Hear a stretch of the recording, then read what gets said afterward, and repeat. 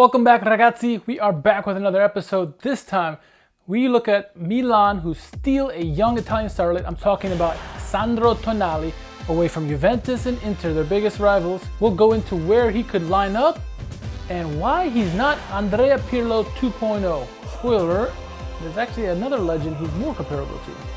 Let's get to it.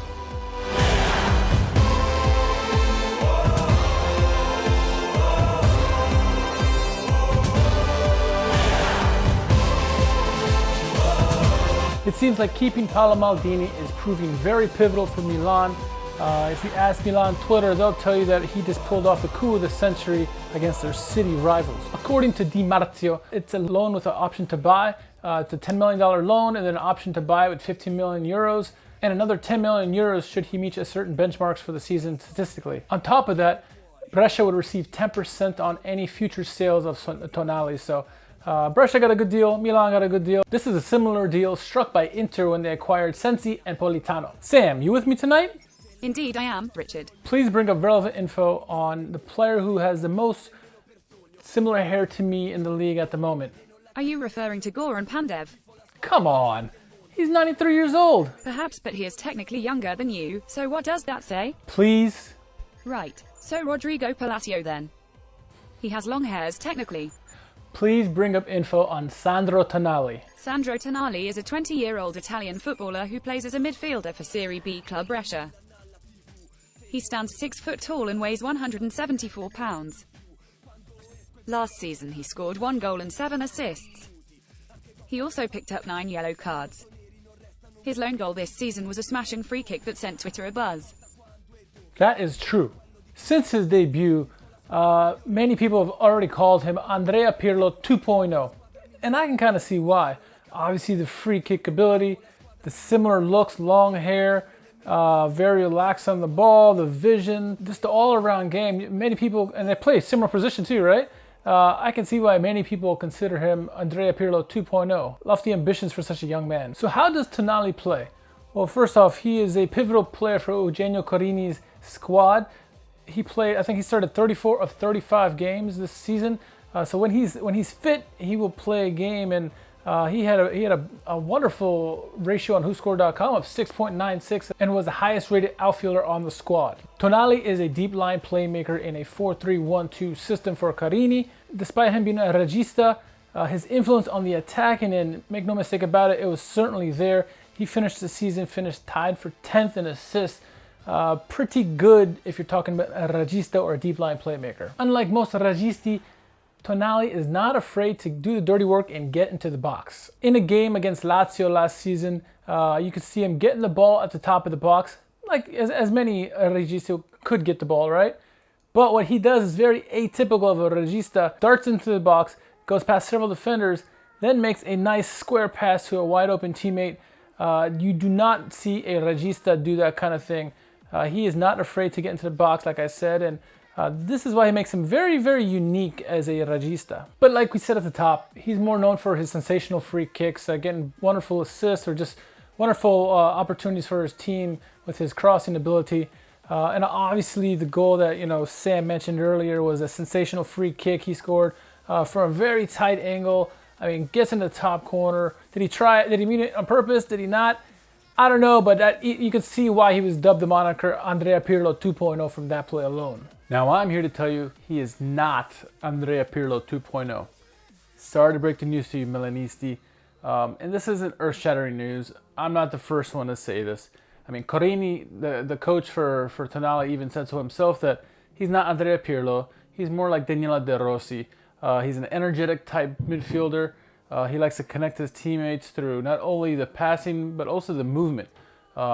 He's a very well-rounded, very gritty type of midfielder. Even more than Daniele De Rossi, he's even quite more similar to Miralem Pjanic and Claudio Marchisio as opposed to Pirlo. And if you want to get really crazy, if you look at the Euclidean distance chart, which compares 5 defensive categories and 7 offensive categories, the player who actually matches up the most closely to Tonali is actually Christian Ledesma, former Lazio midfielder from 2006 to 2015. What? Richard, to further your point, In my opinion, he is a much more complete player and is a mix between myself and other players. He is certainly the most promising of the midfielders in Italy.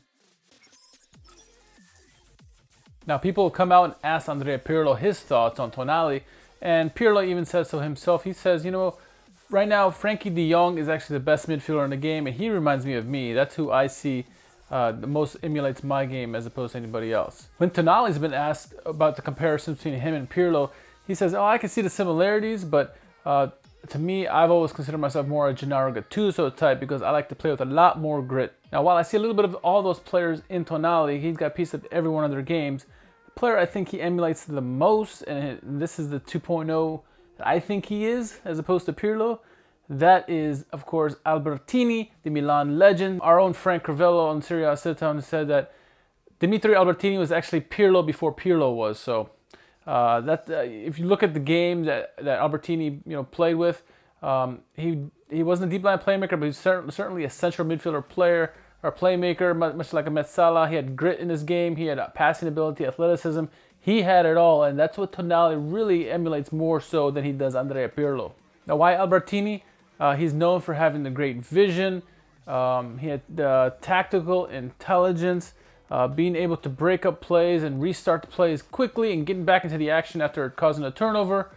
We see a shining example of that when Tonali actually played Milan last season. And there's a play where he's chasing after the ball and he's going pace for pace with the defender or with the guy with the ball.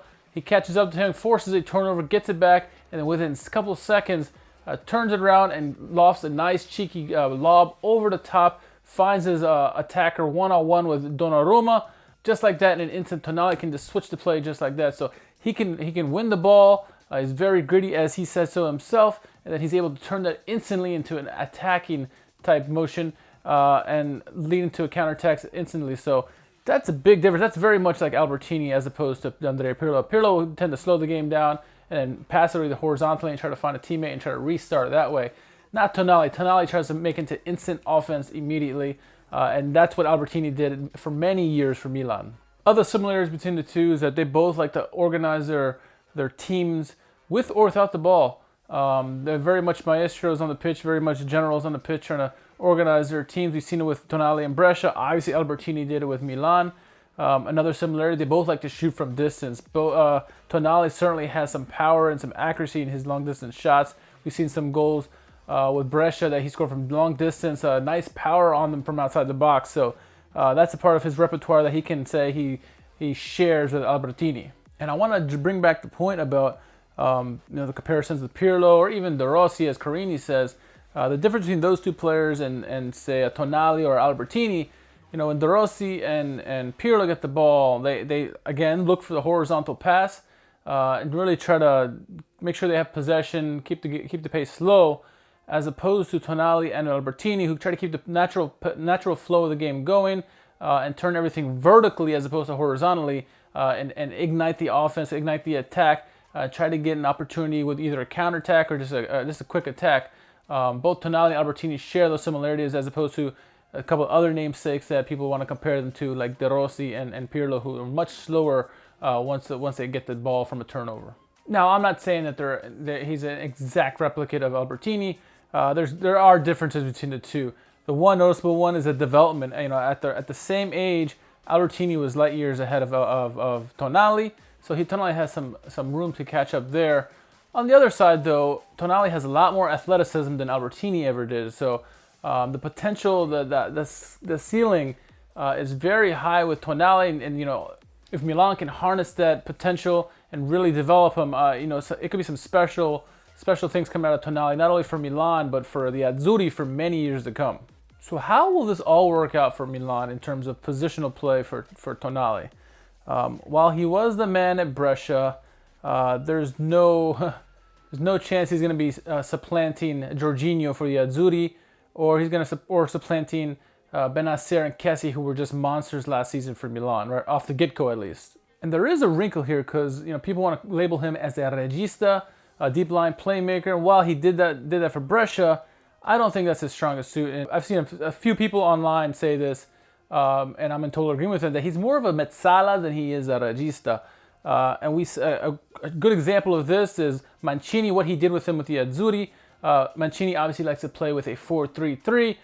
He obviously likes to have Jorginho playing as a regista. So Tonali's not going to be playing on the pitch if Jorginho's out there. So look at the formation, that he used.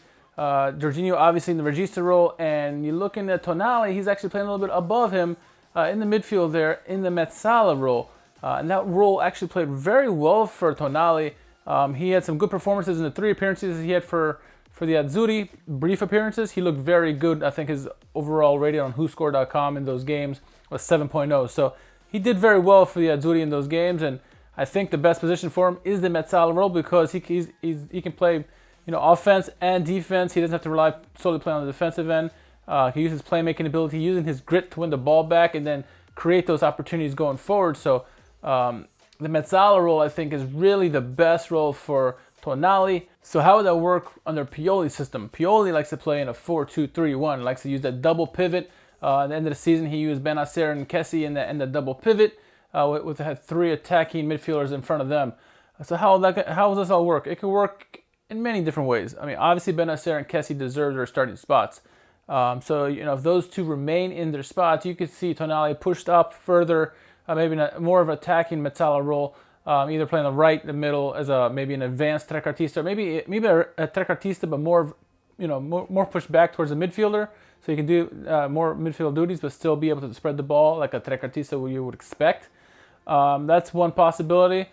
Another possibility is that eventually he does take over for Kessie, but in the immediate time, I should say, if they do bring in Bakayoko back from Chelsea, you could see as Bakayoko and Tonali as being a plan B for Pioli, giving Benacer and Kessie some more time to stay fresh on the bench and take more time to sit out, because last season Milan had to play their stalwarts for long stretches because they really had no depth. Now if you had 2 quality backups that could play game in and game out, they could just keep them fresh throughout the season, and then as the season goes longer, eventually hone in into whoever their top 2 pivot midfielders are going to be. But Bakayoko and Tonali certainly could be the backup to Benacer and Kessie. And then the other thing is maybe he just outright wins it over Kessie, because while both have a lot of grit, I think Tonali's attacking upside is much more than Kessie at the moment. Kessie probably has better defensive duties than Tonali, but we've seen from Brescia that Tonali can play defense. He can win the ball back. He is 6 foot tall. He is a big physical midfielder. So he's no SMS, but he's pretty physical for his size and his age. So you could very well see him lining up next to Benacer as well. So there's many possibilities for Pioli. I don't think he's going to change too much from his 4-2-3-1, at least not right now. With Zlatan coming back, the 4-2-3-1 seems to work very well for Pioli at the moment. So we'll see how that shapes up. But there's a lot of potential, a lot of different scenarios you could use Tonali on in that midfield. So to wrap this all up, there's a lot of potential, a lot of possibilities for Milan going forward. And you know what? Now they have a solid young core. I mean, look at all the young stars they have in their team at the moment. This team is not only going to be contending for Champions League, but for Scudetti for many years to come if they can keep them together. I'm excited. I mean, and even if you're not a Milan fan, you got to be excited just to see what the potential of these young Italian players, what they could do for the Azzurri going forward. So Tonali is certainly going to be a name who's going to be in the forefront for many years to come, as well as Zaniolo and several others. So stay tuned to his development. It'll be interesting to see what happens with him in Milan. But yeah, it looks like they got one over on their rivals, and Milan are looking like they're trying to get back into this after many years being dormant. We'll see. What did you make of the Tonali move to Milan? Were you surprised that they took him away from Inter? Leave your comments below. Please subscribe as well. And as always, stay tuned. We're not only going to have videos on here on YouTube, but we're going to have podcasts coming back up soon. The season's just around the corner. It's a short off season, right? We'll be back on the podcast very soon, obviously on Apple Podcasts, SoundCloud, Stitcher Radio, iHeartRadio, Spotify, anywhere you name it, we are there. So with that, we will see you soon, ragazzi. Ciao.